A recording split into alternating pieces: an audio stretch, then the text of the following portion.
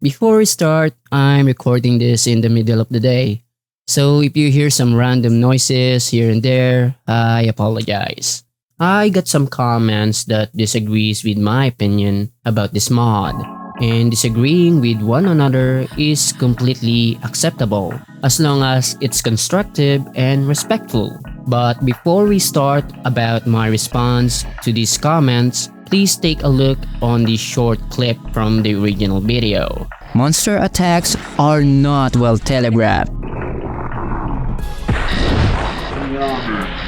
You will get hit once you get in range, within a nanosecond.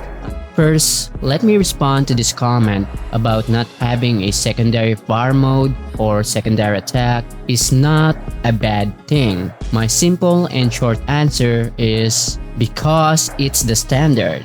From Brutal Doom to some of the most amazing mods for Doom and even in other games, from the very first Call of Duty to any game to date, they all have secondary attacks or at least some other functions. And second of all, if there are no secondary attacks or function, my mouse 2 or button 2 would be lonely the whole game.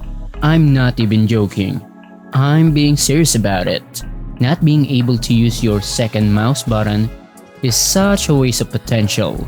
Could you imagine the endless possibilities, skills, powers, unique moves that a game developer or the modder could do by just simply binding a function to the second mouse button or the second attack? Just thinking about it excites me.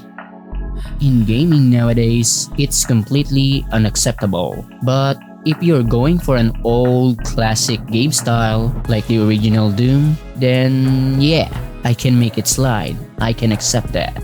And the second comment that I want to address is not knowing when the attack comes makes or builds tension. Okay, in my humble opinion, tension builds gradually by anticipation. Like zombie for example. Zombies walk towards you slowly, while you on the other hand start shooting and emptying your gun. That moment builds tension gradually.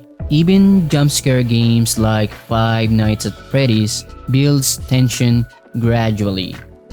And another great example is Aliens Isolation. Those games builds tension by letting the player anticipate something, whether it's a monster from afar, a scary sound, ambience, and atmosphere, and other factors to consider.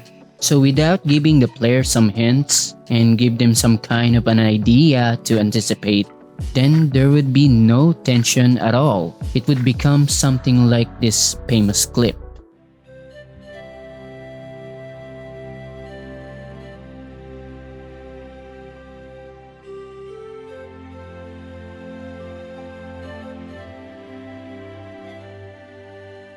It would just be a random jump scare. And after from anticipation to building up tension, the jump scare would be its climax. So I cannot agree about not knowing when the attack comes makes or builds tension. It's like getting hit by a sudden headshot. No one knows when it's gonna happen, and without any form of anticipation, there's no tension. Can you imagine Five Nights at Freddy's without any anticipation? It would be just a sudden jump scare. Because knowing when something is going to happen builds tension. But not knowing when it's exactly going to happen, now that makes all sorts of emotion.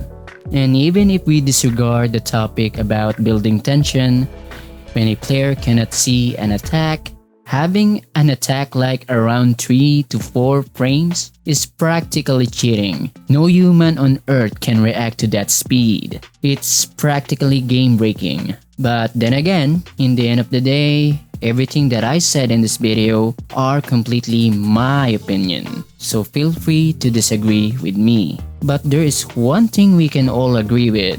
Doom and its modding community is great as hell. Like and subscribe for more Doom action. Thank you so much for watching, and I hope to see you again next time. Even jump scare games like Five Nights at and even if we disregard the topic of